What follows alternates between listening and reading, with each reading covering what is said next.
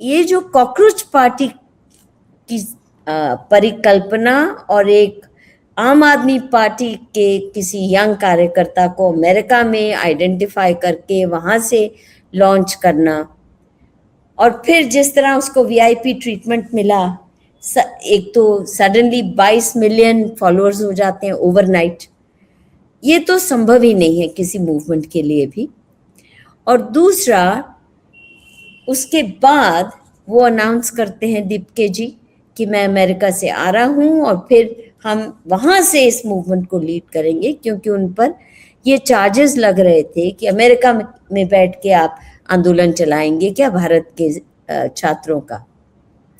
वो अनाउंस करते हैं, एयरपोर्ट पे आते हैं ये कह के कि मैं दिल्ली में लैंड करके फिर पुलिस के पास जाऊंगा, परमिशन लूंगा, फिर हम जंतर मंतर पे धरना देंगे जब तक हमारी मांगे नहीं मानी जाती। और उन मांगों में प्रमुख मांग थी एजुकेशन मिनिस्टर धर्मेंद्र प्रधान का इस्तीफा और 2 और मांगे।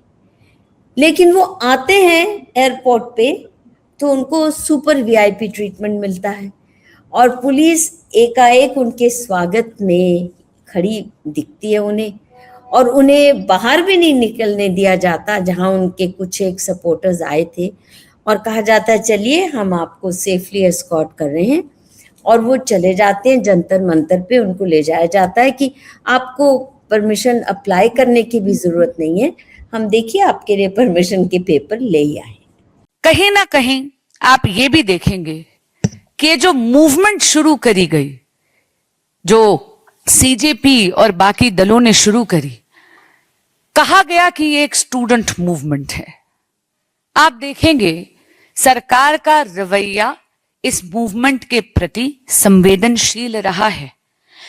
मित्रों, 6 जून को दीपिका जी आते हैं अमेरिका से, 20 जून को वो प्रदर्शन पे बैठते हैं। 6 जून को जब वो आए तो दिल्ली पुलिस ने उनको परमिशन एयरपोर्ट पर ही दे दी।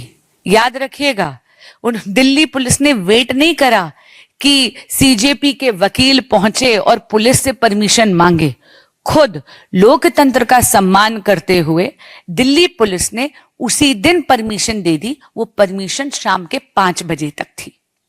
वो परमिशन 5 बजे एक्सपायर हो गई, लेकिन ये आंदोलनकारी वहीं पर बैठे रहे। उन्होंने जंतर मंतर पर सिट इन करा 21 दिन तक। दिल्ली पुलिस ने किसी भी प्रकार की कार्रवाई उनको उठाने के लिए नहीं करी। सरकार ने उनको किसी भी प्रकार की कोताही अपने लेवल पर नहीं होने दी, और जब तक ये प्रोटेस्ट पीसफुल था, सरकार ने इस प्रोटेस्ट को होने दिया। लोकतंत्र में विरोध करना आपका अधिकार है। बिना परमिशन के विरोध करा, पर तो भी सरकार ने किसी भी प्रकार का अवरोध इस आंदोलन या इस प्रोटेस्ट में नहीं डाला। तो ये जो सारी ऑर्केस्ट्रेटिंग होती है, एक तरफ से बिना मांगे इनको परमिशन मिल रही है। वो एक दिन की परमिशन पहले लाए, फिर हफ्तों तक चला, किसी ने उठाया नहीं, बल्कि आंदोलन को थोड़ा सा और ग्लैमरस बनाने के लिए सोनम वांगचुक को भेजा जाता है, लाया जाता है। एक तरफ ये सिनेरियो है। दूसरी तरफ आप जानते हैं कि शंकराचार्य अभिमुक्तेश्वरानंद जी, जिन्होंने महीनों पहले अनाउंस किया था कि फला डेट को हम लखनऊ में समापन करेंगे अपनी गोविष्ठी यात्रा का। आप जानते हैं कि वो 81 दिन की यात्रा उन्होंने की और समापन होना था लखनऊ में। हफ्तों पहले वो पैसे जमा करा चुके थे, आवेदन दे चुके थे, अनाउंस कर चुके थे। स्वामी अभिमुक्तेश्वरानंद को सब कुछ करने के बावजूद लखनऊ में परमिशन नहीं मिलती, हालांकि वे सच में अहिंसक ही आंदोलन है। उनकी तरफ से कभी किसी ने एक कंकड़ भी नहीं फेंका। आज हम आपकी राजधानी लखनऊ में आए हैं। कल 24 तारीख को एक अक्षौहिणी सेना को गौ रक्षा का संकल्प हमें दिलाना था, जिसके लिए गौ गर्जना अक्षौहिणी संकल्प कार्यक्रम 24 जुलाई को करने का 11 मार्च को ही हमने उद्घोष किया था। समयानुसार मैदान का जो शुल्क है वो जमा कर दिया गया था और प्रशासन के पास अनुमति के लिए भी कार्यवाही आरंभ कर दी गई थी। लेकिन जैसे 11 मार्च को प्रशासन ने हमें पहले अनुमति नहीं दी, जिससे प्रचार होता रहा कि अनुमति नहीं, अनुमति नहीं, अनुमति नहीं, लोग भ्रम में रह गए। वैसा ही प्रयास इस बार भी किया गया। निरंतर संपर्क करने पर भी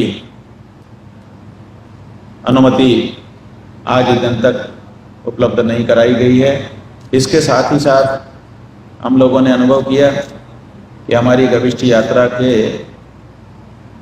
कदम कदम पर उत्तर प्रदेश का शासन और जिस क्षेत्र में हम जाते थे वहाँ का प्रशासन हम लोगों के लिए तरह तरह की बाधाएं उत्पन्न करता रहा।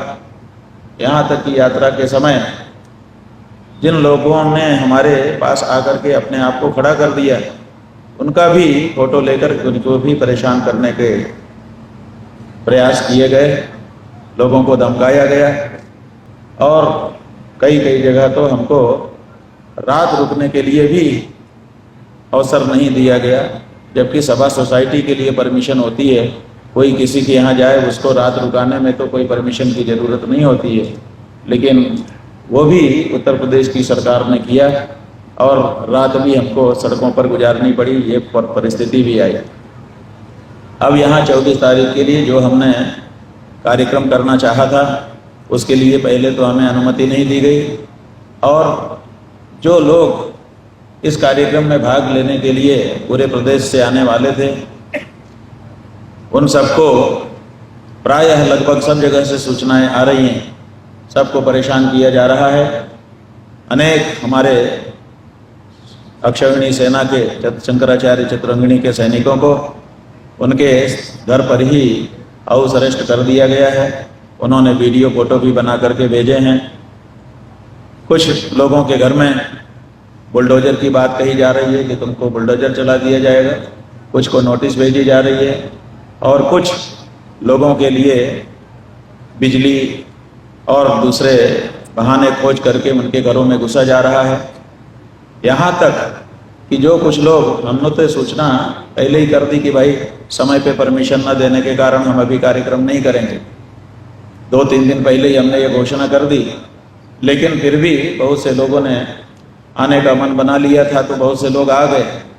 कल ही शाम को तक पहुंच गए थे 100-150 लोग कि चलो 1-2 दिन पहले ही जा करके हम स्वयं सेवा करेंगे।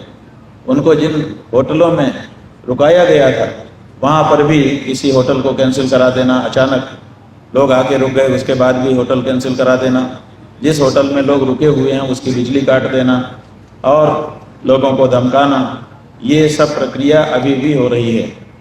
इन सब दृश्यों को देख करके ये लगता है कि उत्तर प्रदेश का शासन प्रशासन गौ माता के बारे में, उनकी रक्षा के बारे में बात को होने ही नहीं देना चाहता है। जब हम नियमानुसार एक मैदान में अपने लोगों के साथ संवाद करने की इच्छा रखते थे, तो आखिर क्या कारण है कि हमको उसकी समयानुसार अनुमति नहीं दी गई? आखिर क्या कारण है कि जब हम गौ रक्षा के लिए आगे बढ़ रहे हैं तो हमारे लोगों को इस तरह से प्रताड़ित किया जा रहा है और उनके ऊपर तरह तरह के नोटिस और कार्यवाहियां की जा रही हैं? इससे लगता है कि उत्तर प्रदेश में इस समय रावण राज आ चुका है। तो क्या आपको भी लगता है ये कि बहुत वेल ऑर्केस्ट्रेटेड ये ड्रामा था और बहुत फायदे हुए एक मायने में? कुछ लोग सोचते हैं कि पहली बार मोदी जी नीचे गिरे और पहली बार देखा कि किसी के आगे झुकना पड़ा है उन्हें। लेकिन दूसरा पक्ष ये भी है कि एक तीर से उन्होंने कई निशाने लगा दिए। एक तो शंकराचार्य जी की मूवमेंट से सारी अटेंशन हट गई। राम मंदिर के जो खुलासे हो रहे थे एकदम ठप हो गए, क्योंकि उससे भी हिंदुओं का खून बहुत खौल रहा था। आपको क्या लगता है कि ये स्पॉन्टेनियस ये कॉकरोच पार्टी बनी। छात्रों का आक्रोश स्पॉन्टेनियस था, इसमें कोई दो राय नहीं है, पर क्या ये पार्टी स्पॉन्टेनियसली बनाई गई अमेरिका में बैठ के 1 2 4 स्टूडेंट्स ने?